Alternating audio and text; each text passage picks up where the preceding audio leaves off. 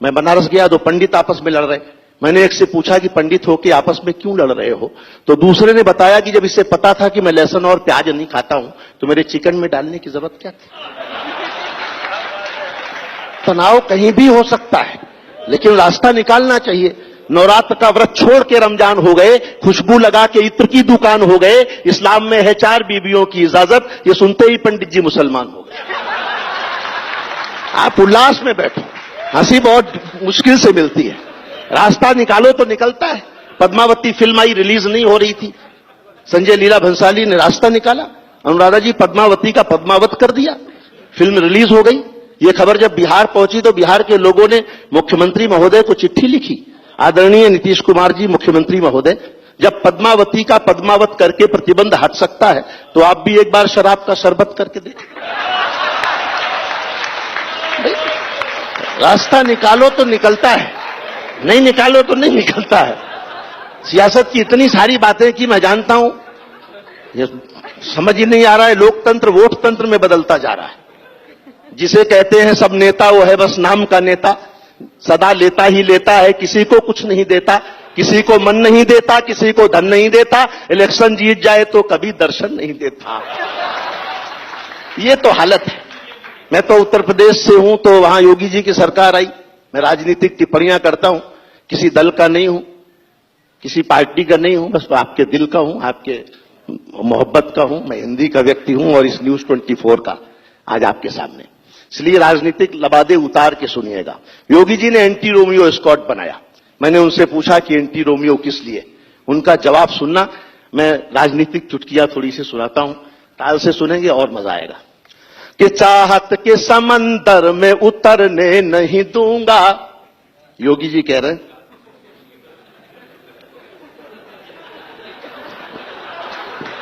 पत्रकारों को तो जल्दी समझना चाहिए कि चाहत के समंदर, जब आपको अच्छा लगने लग जाए तो हाथ मुगले आजम स्टाइल में नहीं, मेरी स्टाइल में हो जाए। कि चाहत के समंदर में उतरने नहीं दूंगा, महबूब की गलियों से गुजरने नहीं दूंगा। एक रोमियो से योगी जी ने बात ये कही, जो मैंने ना किया तुम्हें करने नहीं दूंगा।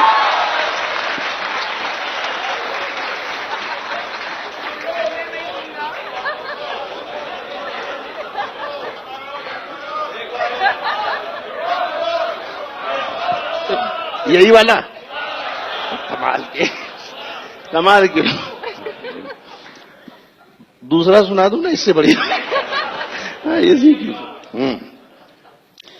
दिल्ली में केजरीवाल जी की सरकार है, सरकार बनी तो उस पर भी मैंने टिप्पणी की। बड़ा कमाल का देश है साहब। अनुराधा जी 100 नंबर डायल करो, पुलिस आती है, 100 रुपए दो, चली जाती। तनाव लेने की जरूरत है ही नहीं इस देश में। रास्ता निकालना आना चाहिए आदमी को, अपना रास्ता निकालो, आगे बढ़ो। वो एक बेरोजगार बाबा के पास पहुंचा, निर्मा बाबा के पास। बोले बाबा नौकरी नहीं लग रही है, मैं बेरोजगार हूं, क्या करूं, सरकार की तमाम योजनाएं मेरे लिए बेकार है। बाबा ने कहा तुमने क्या किया है? बोले बाबा हमने बीए किया है। तो बाबा ने कहा कि फिर एक बीए और कर लो।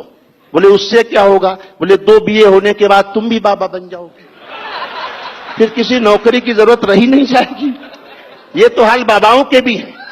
हार के संग कभी जीत भी मिल सकती है, लगे रहो तो प्रभु की प्रीत भी मिल सकती है। कई बाबा तो इसलिए धुनी रमाए हैं कि इन्हीं भक्तों में अनिप्रीत भी मिल सकती है। सब अपने जुगाड़ में है।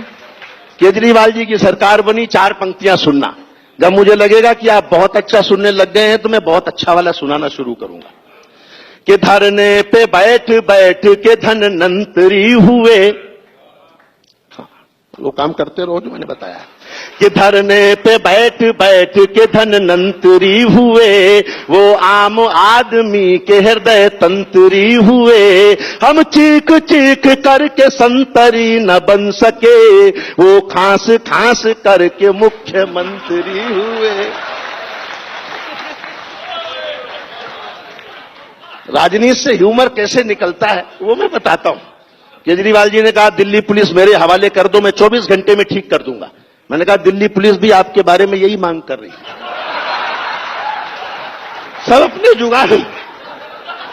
बड़ा कमाल का देश है, अद्भुत देश है। मुझे तो जगह जगह मनोरंजन दिखाई देता है, मैं तनाव लेता ही नहीं। राहुल जी को सुनो हंसी आती है, मोदी जी को सुनो खुशी होती है, देश हंसी खुशी से चल रहा है। तनाव क्यों लेना, उल्लास में रहो, तनाव लेना ही नहीं है।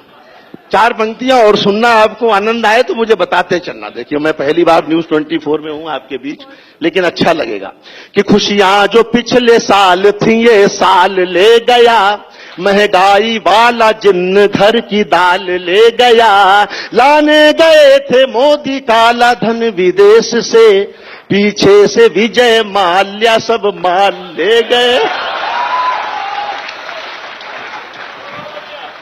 बस केवल हंसी की दृष्टि से सुनना, ज्यादा दूर का दिमाग लगाने की जरूरत ही नहीं है।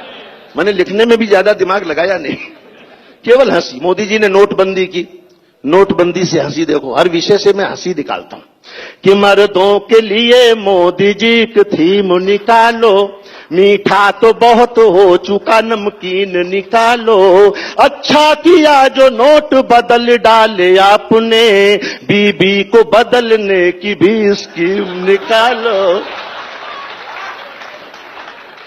इस स्कीम पर तो बुजुर्गों ने सबसे ज्यादा तालियां बजाई, जानता हूं। तनाव में सब है। इमरान साहब की सरकार आई साहब, आपको पता ही है। किसी पत्रकार ने पूछा इमरान साहब कमाल हो, बधाई हो, वाह, अब आप क्या करेंगे?